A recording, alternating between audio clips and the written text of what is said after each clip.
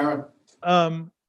The fumble recovery that Deontay had, I mean, obviously, the guy just muffs the catch, but the pursuit, the fact that you guys had guys there so quickly, were you pleased with that part of it?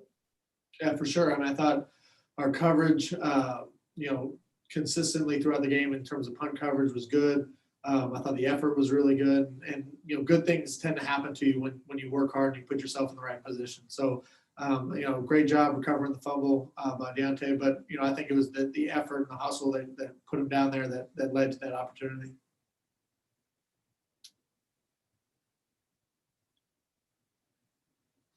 Next question will be Gene Williams from Warchant.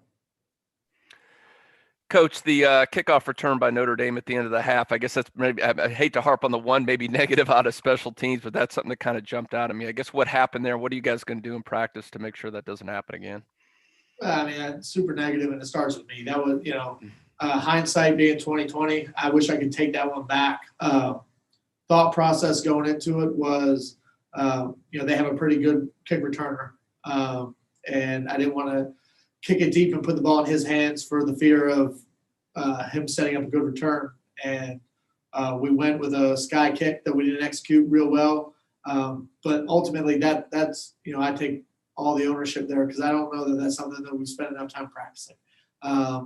And for a critical situation in the game like that to come up, it's unfortunate. I wish I could have it back.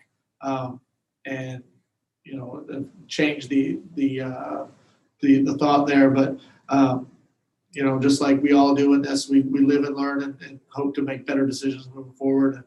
And certainly that's one that I wish I could do over again. Next will be Kurt Weiler from Tallahassee Democrat. Alex, I would say, has had some ups and downs in handling the punting duties. I mean, I guess how 4 games in do you kind of evaluate him, and what do you think the experience has done for him? Getting acclimated to a game he's never really played before. Yeah, no, I think he's done a really good job. I thought this past week was probably his most solid performance.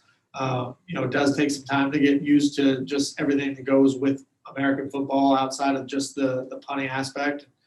Every day he's learning rules and how things go and kind of flow of the game. So, I'm really pleased with this progress. I think we're at about a 41-yard net, somewhere in that ballpark for the year. I think, that's, if we can stay in that range and continue to get better at it, we'd be exactly where we want to be. I know there wasn't really a crowd there, but in that setting and to be called out in that opportunity, Ryan, how good will that be for him to, that wasn't exactly a chip shot field goal. How good do you think that'll be for him going forward? Yeah, no, I think Ryan's done a really good job. The thing about him that I really like is his mechanics are all very solid. And when you do have good fundamentals, regardless of where you're playing or what the situation is, you can always fall back on those.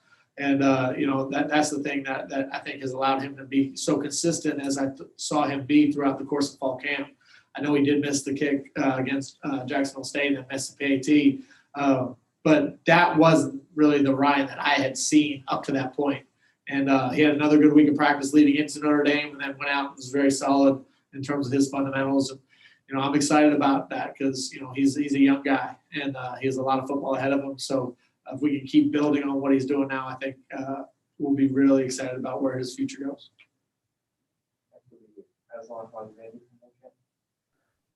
The first touchdown that Notre Dame scored on the big run, I don't know if did J-Rob, did he make a proper read? Was it something fundamentally that was kind of misdiagnosed on that part? I mean, it just seemed like that sort of side of the ball, there was a kind of a breakdown that led to that big run.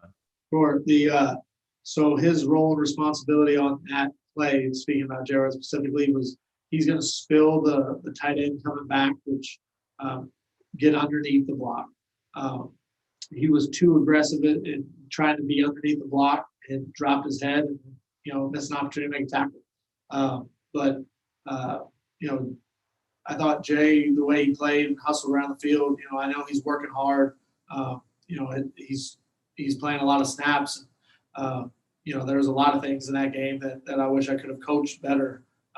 But that was just kind of I know given the opportunity, he'll make that play again the next time. like the Ira from Warchant.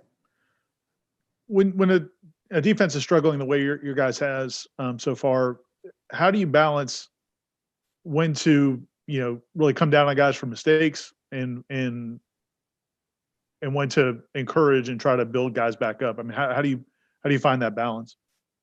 I think the best thing you could do with it and try to keep emotions out of it is just be truthful, honest, and continue to coach the way that you coach. Because players are smart.